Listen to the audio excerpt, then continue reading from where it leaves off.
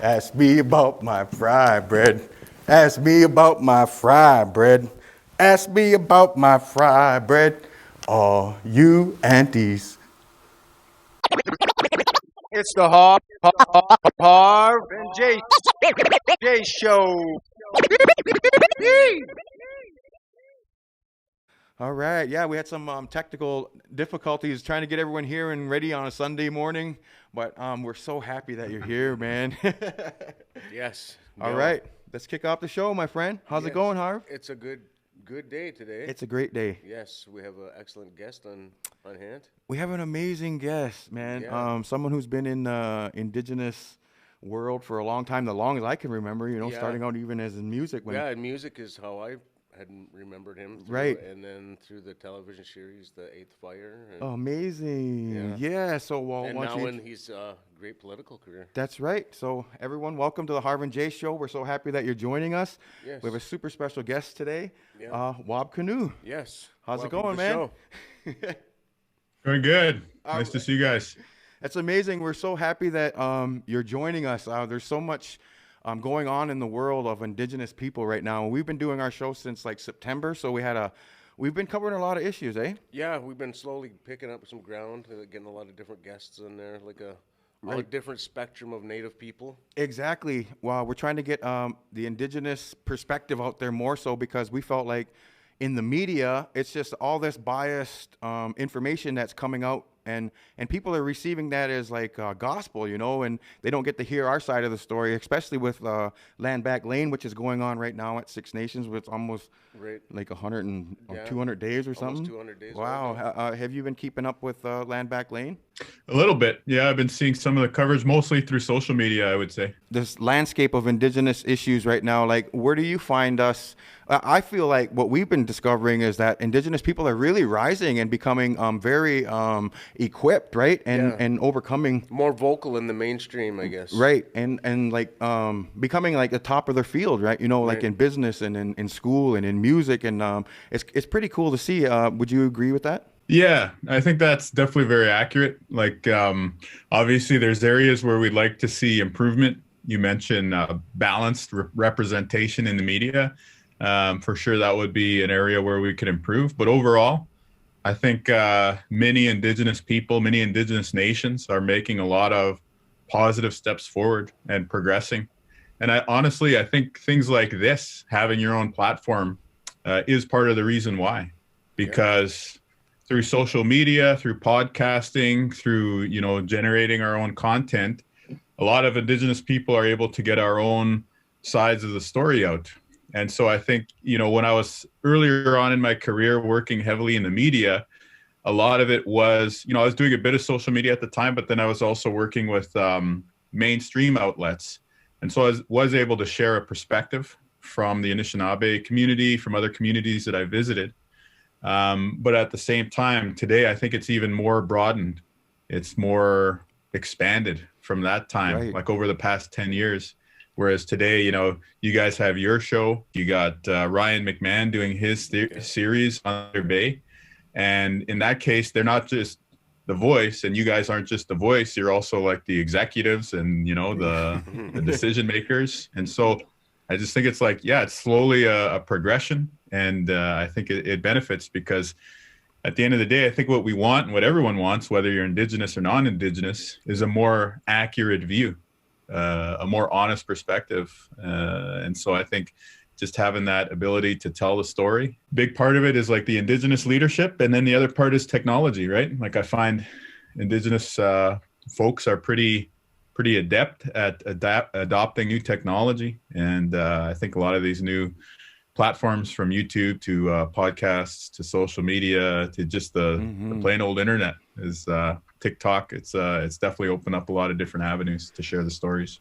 Like COVID, right? It made everyone be in home, so we have to adapt, right? And that's part of the adapting is to get this creative stuff going from our homes, right? Because we can't go anywhere, right? Right. Yeah, we got no means to get out to do our expressive things, so we have to do something from home. So there's some really cool shows going on right now that are being run by Indigenous people. Have you been keeping up to date with this kind of stuff? Like we just talked with Jesse Anthony, who has that Brother I Cry. Right. And then there's these great series coming out with Indigenous writers, with like comedy shows coming out on AMC and all these big networks. That is really cool that we're finally getting to have people in position of not just to be a token Indian per se, but somebody who's directing and writing and actually Right. like calling the shots, like you said. That is so inspiring, considering where your family legacy came from. I watched a lot of information. I love to hear you speak. You're a great orator. And just your family life. You grew up in Manitoba on the, how do you pronounce it? Onagami? Onagaming? Onigaming. Onagaming. It's in Ontario actually, but Oh. it's closer to Manitoba than it is to where you guys are at. It's about 4 hours east of Winnipeg, 3.5 hours east of Winnipeg. Yeah. That's amazing. I just bring it up because your story is so dynamic, and it starts out, I love the stories that you tell in your book about your father and all the stuff that you've gone through. And your father was in the residential school, right? Yeah, my dad, my late father now, he passed away about 9 years ago, it's going on. He really went through the worst of it, I would say, like in terms of taken from his family. Like he was the last generation in our community that was born free on the land. Wow. Like he was born on his dad's trap line. Not only he was the last generation, I think he might have been one of the last kids in his immediate family that was actually born there on the land. Like I think his younger siblings were born on the reserve after their family was relocated to the reserve. And then he was taken to residential school. He experienced all of that trauma. And then after residential school, he came out into a society that was not welcoming, Wow. segregation.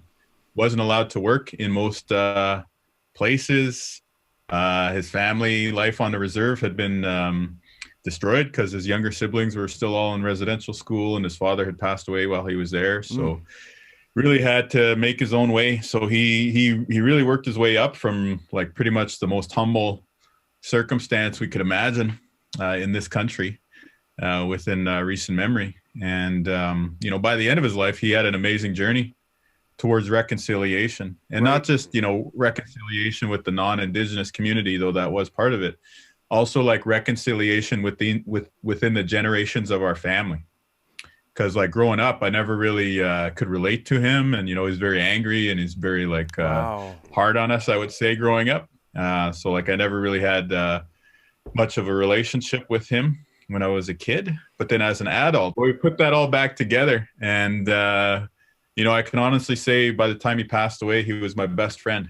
Awesome. And so when we talk about reconciliation, that's part of what we're talking about, is just repairing, the things in our families that we want to improve so that the next generation can be better off. That's an amazing point. I mean, watching this, you talk about your relationship with your father, and the fact that he grew up getting beat and like the stories I've heard of that your dad went through, like even after having to bury his own father and then go get a beating for not kneeling like the Catholics, and then he never. What I found fascinating about all that is the resolve of your father to not strike you guys and not pass that down to you, because Six Nations were like one of the last residential schools to close. Right. The Mohawk Institute. Yeah, and I really love that your dad didn't like strike you guys and raise you that way, and you're not raising your kids that way. Is there something that like that you've learned, and I know you're doing a lot of growing as an Indigenous person and as a father, that you could help share a little bit? Because a lot of our listeners, it's just be great to know that,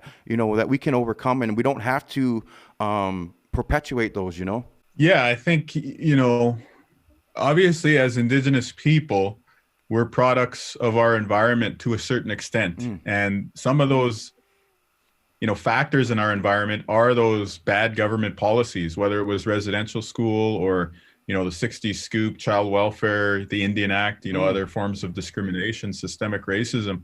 Those influenced us. And when you look at the challenges that a lot of families face and communities face, way too many of the challenges they faced were caused by those examples of discrimination and systemic racism. But as much as we are caused and influenced by factors in our environment, we also do have a certain amount of control over our lives.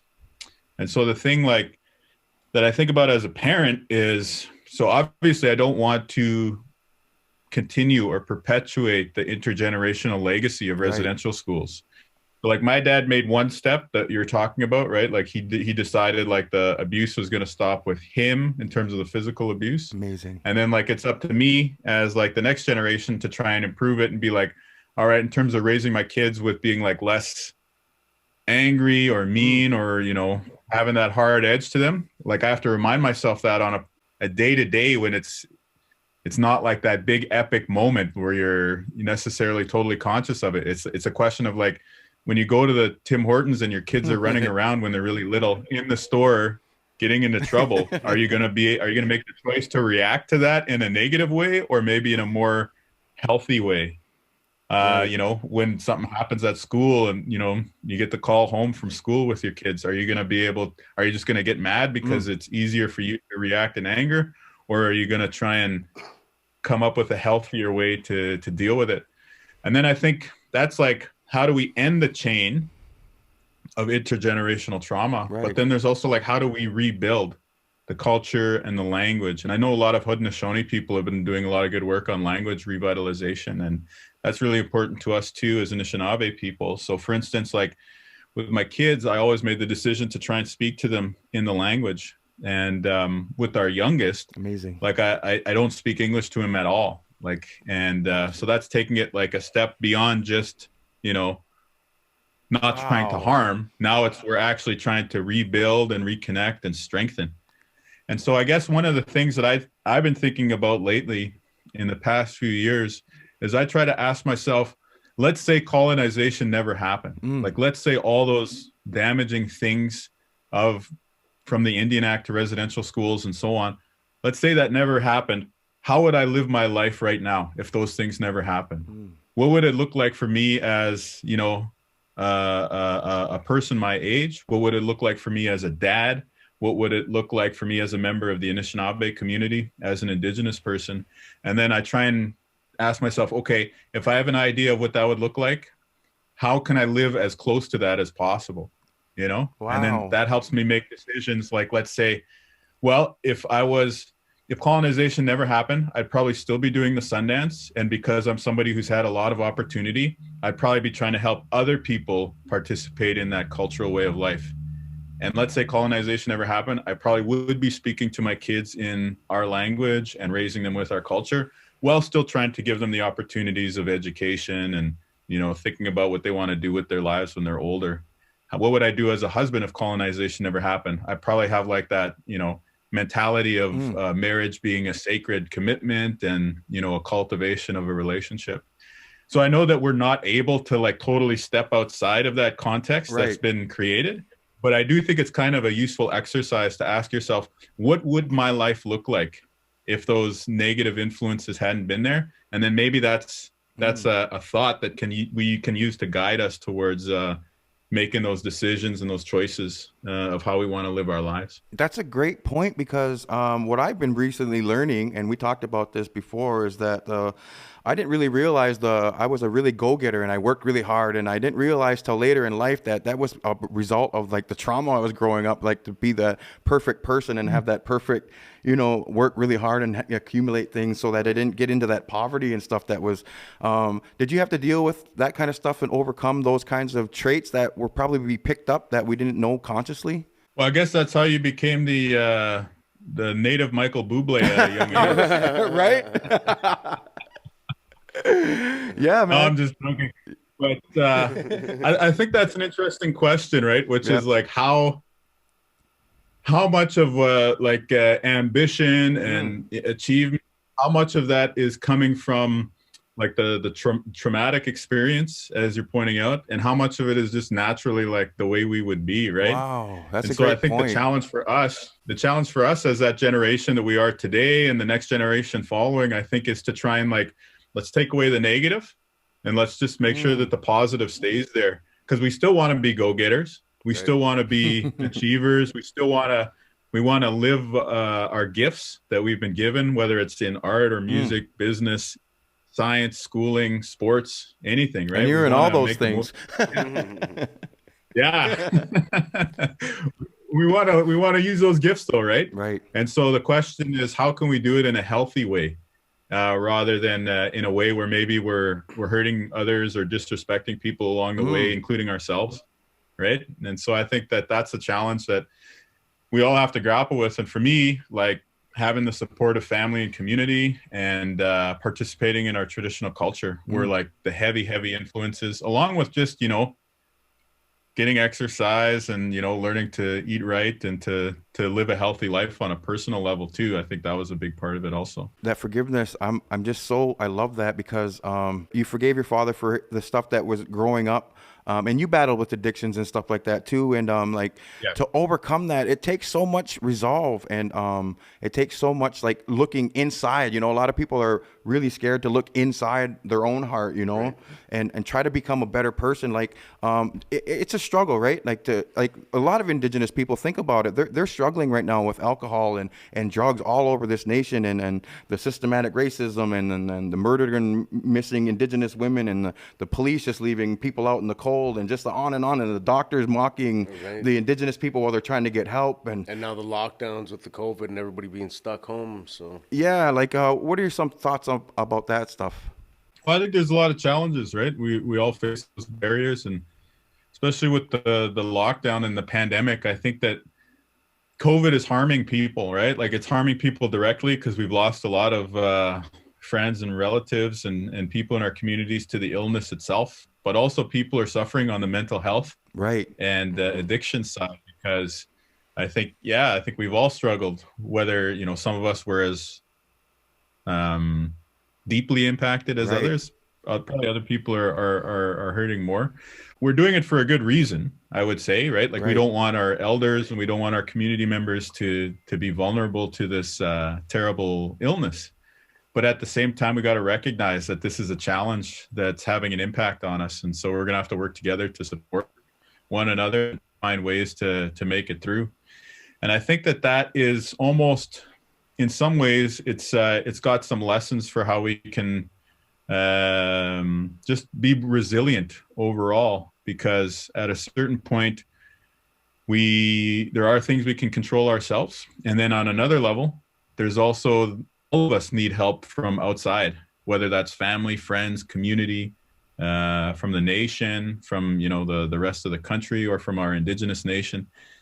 And so, we got to keep that balance. There's stuff we can do ourselves to stay healthy, but we also shouldn't put it all on our own shoulders. We also need to be able to get some help from one another at the same time too. Right. I think talking about it helps too, right? Because if you keep it inside, there's no way that people can kind of empathize with you or try to learn about your situation and kind of offer help where they can. Yeah, right? people can't mind read. You have to let it be known what your problems are. And I think a lot of Indigenous people, we kind of have that that strength that can kind of stop us from talking and opening up and being vulnerable and stuff. So it's so cool to have leaders like yourself and other people out there saying that this is a way to do it, right? Like we got to break those cycles, and our kids and our future grandkids, they won't even know of those things. They'll know of the history, right? But they won't know of the, the hurts and pains. Yeah, they'll have better coping mechanisms than we had growing up, I guess. Those are all great points. I love the arc of your career too, because you released some music, right, back in 2009, and this is where I met you, because I released my solo album around the same time, 2008, 2009. You did an album called Live by the Drum. Yeah, that's it. And you won an Indigenous music award for that. Released another album in 2010. How does where did music come from in your family, and like how did you express yourself during those times? I know it's been a while, but can you take us back to that a little bit? Yeah, pretty much the only time I do music now is if I visit a school and like the kids are like, "Hey, can you do do something for us?" So yeah, and that's mainly more a time thing. Like I still love music, and I love many different styles of music. You know, I love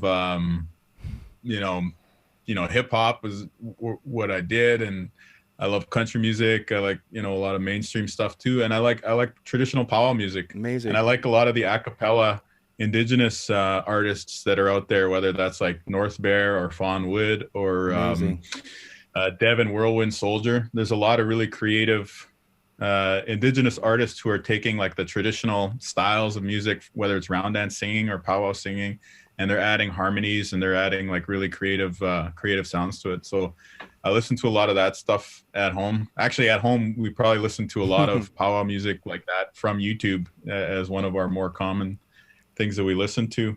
But in terms of my own experience, you know, I did split my time between the reserve and the city. Okay. And along the way, growing up, especially in my teenage years, you know, the two big cultural influences there were powwow and hip hop.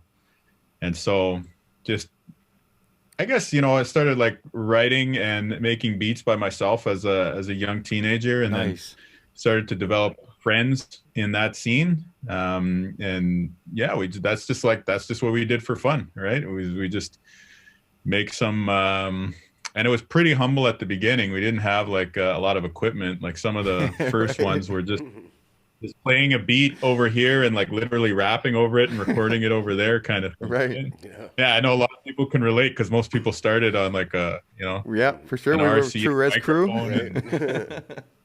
Yeah, there you go. Yeah, no, I remember True Res, and kind of came up at the same time too, I think. So yeah, so that's where it started. And then, yeah, it was a really amazing journey because even though it was something we started for fun and we had fun throughout, you know, it was able to take me to New Mexico and Arizona and Texas.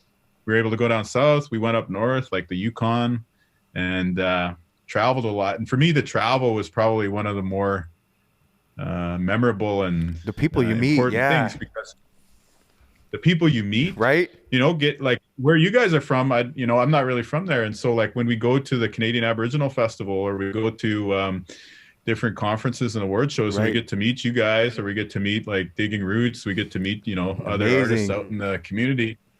It was really memorable. When we go down south, and I'm gonna date myself here, but this was like back in the MySpace. This is in the MySpace. I still got one. Remember that. But and then like people would rap along with our lyrics because they heard us on MySpace, right? And we were like, whoa, that's amazing. So it was really awesome, and gave me the opportunity to meet a lot of great people, and also to just learn a bit about different communities all over, which I'm really happy about that. You gave up. Like you were doing really well, and you come from a family. Your dad was a hereditary chief, right? Yeah. And you are also a chief. Yeah, like in the traditional context, not in the like political side. Yeah, exactly. I know you were going down music pathway, but what was kind of like leaning you towards more political? You know, was it always something about the relationship with your father, or was it about helping like Indigenous people, or a combination of both? Well, I'm sure my family had an influence because like my dad was a political leader too, in addition to being a traditional one. So he was a Grand Chief when I was a kid. Two of my other uncles were Grand Chiefs. Amazing. My older sister was a Grand Chief of our area. So there's definitely a lot of political involvement. But, you know, once it came my time, I decided to get involved in mainstream politics, just for a number of reasons. And I guess the biggest reason is I just wanted to help improve some of the things that I saw happening around me, like healthcare in particular was a big one, seeing people not get the quality of healthcare that they deserved.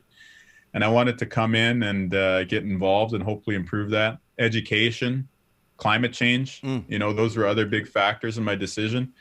But it wasn't a straight jump from music to politics, I should say. Like I worked my way up in the media industry too, which it gave me an introduction to a lot of the issues, I would say. Awesome. Like covering a flooding story, covering, you know, an election, covering, you know, a university or a post-secondary issue. I started to think more deeply about it. And then I had the opportunity to work overseas in the media world. And that really showed me like a different perspective. Like for sure we face challenges here in North America, but then you go to the Middle East. You see what people in poverty there are dealing with. You go to Mexico, you see what the similarities are, but also the differences are. So once I had the opportunity to travel further abroad, and then I came back here and I thought, okay, I got a certain perspective and I got some opinions. Maybe it's time for me to put my money where my mouth is, so to speak, and Yeah, and so that's kind of the genesis of the political career. So I first got involved at the start of 2016. I got elected, like I think April 2016, and so it's been about 5 years now, and it's been a really, really awesome journey, really amazing journey, because I've learned so much. I've met a ton of people, and you know, I've been given the opportunity to try and make a difference about some of the issues that I care about. Awesome. Very influential and inspirational. It definitely is, and you're a great story for Indigenous people to look up to. We need more people that are very full of that information, like political. We'd always say I'd love to see like more judges and more lawyers. You know, people Right. that are doing media, and but there's not too many Indigenous people going towards political stuff because it almost seems like it's goes against kind of what, like, you know, they don't want to be part of the system or something like that. I don't know what the Right. necessary reason is, but you can do a lot of great things from where you are. Your platform, it gives you a big voice, and you're not just protecting Indigenous people. You're advocating, and for Indigenous people also, but for everybody in Manitoba, Yeah, and that's a for the province. great thing. Like where does this like the drive come from? Because I imagine that that's a big undertaking to put yourself out there like that. Yeah, I mean, it's a challenging job, but it's a rewarding job. Right. Before I decided to make my run, I talked to Stephen Lewis, who used to be the leader of the Ontario NDP, way back in like the 60s and 70s. That was sort of like the heyday of his elected political career. He went on to work at the United Nations. He did a bunch of other amazing things too. But basically, I knew him because back in the 60s and 70s, when my uncles and my dad were fighting for their basic civil rights, like their basic rights, he was one of the allies. You know, he was shoulder to shoulder with them, Wow. bringing the issues forward. And so I talked to him about it, and he said, "You know what? Like, you know, whether I should run or not." And he said, "You know what? It's the hardest thing that I ever did, but it was worth it." And you know, I'm only 5 years in. I hope to have the opportunity to serve more and to help more people. But already I can say that that's how I feel about it. I feel like it's a very challenging thing, but it's totally worth it. You know, the idea that you can bring a perspective forward and give voice to some people who may not have that ability to speak out, Right. that you can call the government accountable, that you can move certain decisions in a more positive direction and help people along the way, so those decisions are more helpful to those people. It's really it's really rewarding. And yeah, no, I'm very humble because, like, again, to relate it to my family history, like my dad and them, they weren't allowed to vote when they were young adults, right? They weren't allowed to vote. And then today I have a chance to sit in the chamber where those decisions are made. Wow. Right. And that's true not just of Indigenous people too. Like, I just mean generally, like in the whole history of Manitoba, 150 years, not too many people have had a chance to sit in the chair that I have in that chamber. That is so And so I just try and stay humble, remind myself of that, and then just keep working and just remember, like, you know, even if there are those bumps in the roads, it's not about you. You know, it's about the people that you serve. So Right. just keep going, keep doing your best, try and help those people. You were finalist for Future Leaders of Manitoba, right, in 2010. But I like that you were in 2011. It said you were named University of Winnipeg's first director of Indigenous inclusion. Can you talk about that a little bit? Yeah, so I ended up working at the university for a few years, and it was really an amazing experience because I was part of the executive team. So sitting around that table where the decisions are made. Wow. And having the opportunity to steer things. It's kind of like where we started at the top, you know, of this show, steering things into a more accurate direction. You know, Right. how that's happening in media right now. We're trying to make some of that progress at the university level. University of Winnipeg, it's a progressive school. It's the downtown university in Winnipeg. So I guess you can kind of compare it to like Ryerson in Toronto. But just to kind of relate it to that, so we were like sort of maybe the more nimble, agile institution. And so we were able to do some things relatively quickly to just allow Indigenous students a chance at more success in the school, but also non-Indigenous students for their educations to benefit too, Right. from the work that was happening with the Indigenous community, because now all of a sudden their education, it's being updated, it's more accurate, it's being improved along the way. And, to be frank, like a university is a political environment too. Right. Learning how to stick handle things through there and make sure it doesn't just, you're not just forcing it through, but like you're winning support. So like the professors in this department feel like they're being heard and they're going to support your idea. And then this other group over here, whether it's professors or staff, they feel like you're listening to them and they're actually going to benefit. So again, just like trying to make sure that we're doing things in a good way and making it a win-win rather than like I'm winning, you're losing, but rather like we're all going to benefit together. Yeah, those are some of the things we were able to do, and that's partially what I learned at the University of Winnipeg there. In 2016, you won an Emerging Writer Prize from Kobo. Your first book, right? Your first nonfiction book that you did. Was it kind of a memoir, right? Reconciliation between you and your dad. Is that correct? Yeah, that's totally what it is. I often say my face is on the cover of the book because I would be the one to promote it. But the hero of my book is my father, Awesome. And he went on that journey. He's the hero because he went on the hero's journey of starting in a good place, having a real big challenge that he had to overcome with all those steps of adversity that he faced. But then at the end, he resolved his story and he stepped into this level of healing and positivity and putting the pieces that were left open in his life back together before he left this world. And so it really was that story of us, reconciling and going on a journey of reconciliation. But it was also the story of, like I said, he was my best friend by the time he passed away. So his loss meant a lot to me. And so writing the book was also my chance to kind of process that whole experience. And the fact that it was able to get some recognition, as you're saying, it really meant a lot to me because I put a lot into the book, writing it and then promoting it and just, honestly, just thinking about my father's life. It took a lot to go through all that and process it and put it together. So yeah, it's nice to see a bit of recognition after it got published. The book is called The Reason You Walk, so people need to go check this out, man. That's really darn cool. That you're an author too. It just I'm the same way. I'm very creative, and I'm sure you are, Harv, because I know you're very creative. But like what you do politically. You're pouring all your stuff when you did music and book. Like as a creative person, you must be driven to create, right, all the time, like I am. And then that means creating not just music, but in everywhere, right? So I'm just trying to equate that a little bit with what you do now in the political arena. You're using your fire and your purpose in life, and you're creating like change, and that's so inspiring, dude. Like I'm trying to equate it to what other people are doing, and I just want to applaud you for that. I think that's really darn cool. That's rattle-worthy. Again, yeah. So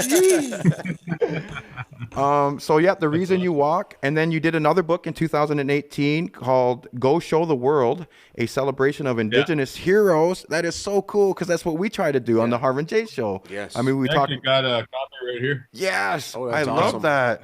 And that's just a story of you're bringing to light these great stories of Indigenous people, right? The Indigenous stories. Yeah. Like, some of them are historic people. I'll just show you a couple quick ones. Yeah, please do. I just happen to have the book here. It sounds like I was promoting it and getting ready to do it, but the reason why I have it is because I use this computer for like school visits, and so I have a copy of it to read to kids. So like Jim Thorpe, amazing athlete from the past. But then I also shined a light on some people like this woman here. Wow. Her name is Tiwauze, and she's from the Ponca Nation down in Oklahoma. They're originally from Nebraska. Amazing. And they were part of the Trail of Tears. They were forcibly relocated from Nebraska to Oklahoma. And so I heard about this woman from the oral tradition of her descendants, like her great-great-grandkids. And what they told me is that when the troops showed up to march them to their new home hundreds of miles away, they said you can only bring what you have, what you can carry on your back. And so what she decided to carry was the rocks for her sweat lodge. Wow. So you had this grandma walk hundreds of miles with the rocks from her sweat lodge from their home territory to their new home so that she could keep the culture alive. Wow. And like, to me, that always blew my mind. So that's the I should acknowledge them. That's the Camp family, right? From the Ponca Nation. and they're very active. Wow. Defending the land, protecting the water. But that story always stood out to me. So I don't know if she's ever been preserved in a book, but she was preserved in her family's oral history. So I asked them for permission, and I said, That "Can is so I great. share the story of your grandma, because that's really amazing." So it's a mix. There's people from history. There's more contemporary people, today, and the overall perspective was just to try and, whether the kid reading it is Indigenous or non-Indigenous, I just wanted them to learn about these people who've done amazing things, even in spite of sometimes facing some really challenging situations. I think I'll need to get me a copy of that book. That's right. We need to get one for our shelf back here. That is super cool, man. Are there some favorite? Oh, you talked a bit about your some traditional artists that you listen to. Are there some more contemporary Indigenous artists that you're listening to right now? Because it seems like there's such an explosion, and I've been, in music right now. There's so many great artists coming out right now. How about all DJ genres. Shub? Yeah. Well, I'd shout you guys out for sure, because you guys have definitely blazed the trail for many other artists. And like from a similar note, like Leonard Sumner is a good friend of mine, Amazing but I think voice. his music's really, really strong. He's interesting because he does hip hop. Like his most recent project is hip hop, Amazing. but he also does country. So the guy can rap, the guy can sing, he can play guitar. Just creative, right? Versatile. Like basically, yeah. If you're stuck around a campfire, then this is probably the guy you want, right? Because he can spit some bars or he can sing a song. So I like Len a lot. And I mean, it's a good time for Indigenous music, right? There's amazing artists. And lately, actually, I've been going back and listening to some of the old school artists too. Right. Like here in Manitoba, Seaweed Band was a very influential band. Exit in the States, they were on Motown. Amazing. Redbone. A lot of those, Rafi St. Marie, a lot of those old school artists I've been listening to lately too. Robbie Robertson from Six Nations. Right? Yeah. That's amazing. So I just wanted to thank you again for joining us, Wab. I know you're super busy, and I everything that you're doing to take time to kind of sit with us so we can pick your brain a little bit when we want to inspire our viewers. We're super excited to have you here, and I would be remiss if I didn't get a chance for you to speak a little bit on what you find or you hope the Indigenous people can achieve, like in the near future and in the long-term future, like from where you are, what do you see? There's hope for Indigenous people, isn't there? Yeah, I'm very hopeful, always. And I think what I would hope in the immediate future is that, like, especially for the kids, every kid out there has a chance to reach their full potential. And I think we know that one of the best ways for Indigenous youth to achieve their full potential is to have the opportunities, but also to have the culture and the language and the community dimension around them. So that's what I would hope. And in the longer term, like, I want Indigenous people to thrive. Amazing. And I want us to be able to shine our light on the world and just show people, like, these big challenges that we're all facing in terms of climate change, in terms of inequality, the rich getting richer, the poor getting poorer, all these major challenges, even, looking for light at the end of the tunnel with the pandemic. I hope that Indigenous people can show that, like, our cultures, our intellectual traditions, our people have some of the solutions that we can contribute to these big global issues, and that we can make the world a better place by including that Indigenous perspective, and that we start to recognize that when Indigenous people, especially the kids, can reach their full potential, that the whole world's going to be a better place. That's awesome. That brings me up into another point, is that when Six Nations, the COVID hit, right, there was a big resurgence of homegrown gardens, and the hunters were getting out with their kids and learning to trap and doing fishing and building stuff on their own. That's how we originally were before contact, right? It's just we went back to it, and we're thriving. I think Indigenous people know how to thrive in these situations. More connectedness again. Yeah, that's really cool to hear. Yep. I mean, there's been those, I guess, unpredictable things that happened during the pandemic too, right? Yeah. So hopefully, like, we want the pandemic to end. We want COVID to be to go away, or at the very least for us to be able to manage it way more in control of it than it is right now. But at the same time, maybe there's a few things like what you guys are saying that we could continue, the family time and being on the land and stuff like that. Just one more question. Would you ever take a run at being PM of Canada, sir? Please. Or Governor General. Yeah, Governor General's up for You grabs. guys, you guys play poker? Yeah. Yeah, so I'm pretty pot committed to this Manitoba politics. All right. To use You're a all poker in. term, I'm very pot committed. Yes, Yeah. I'm all in on Manitoba politics. Yeah. Oh, that's awesome, That's man. where I'm at. I just wanted, do you have anything, Harv? Well, recently I seen a social media picture of you wearing a Kidney Warrior shirt from Right. Hellenbach, a mutual Yeah. friend of ours. I too am going through the same stuff. I got to go for dialysis and kidney stuff too, so I got to get me one of them Kidney Warrior shirts soon too. Right. No, that was really good to support. Yeah. We got to support Indigenous people, eh? Well, yeah, no, I wish you the best, and Yeah. I know that's going to be a real journey that you're on. So I hope like everything around you, from your family supports, diet, exercise, healthcare, I hope it's all there for you. Oh yeah, And like Yeah.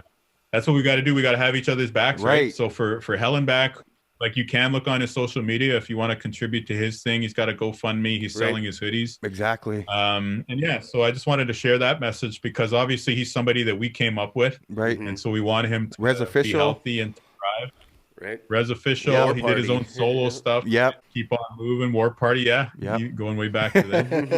But at the same time, like that's I think that's a cultural value, whether we're like Haudenosaunee or Anishinaabe or Dakota, Mi'kmaq, any nation, Cree. I think that is one of the values we share, is that, and we share this with many non-Indigenous cultures too. But when someone's going on hard times, we want to have their back, right? Right. Like when that family was hungry back in the day, the hunter would cut up some meat for them so they wouldn't starve. Right. And so how what does that mean in this traditional, or in the bringing that traditional value into the contemporary context? To me, it means like if you can help out that family or that person that's going on a little bit of a challenging time, let's be there for one another. Amazing. Right. That's awesome. That's a great way to end this show, interview with you. We Right. would love to have you back sometime. I mean, there's constantly things going on in this world that we would just kind of pick your brain at. I mean, you even have an honorary doctorate from Cape Breton Breton, yeah. University, and it's so cool to talk with you and get your perspective on these things. And we just want to say thank you again so much from the Harv N Jace Show for joining us, and we welcome you back anytime, Wab, and wish you the success and good luck with all your endeavors right now, Yeah, man. keep inspiring. Definitely. Well, I really appreciate that. So now I go, guys. Awesome. Yeah. Thanks.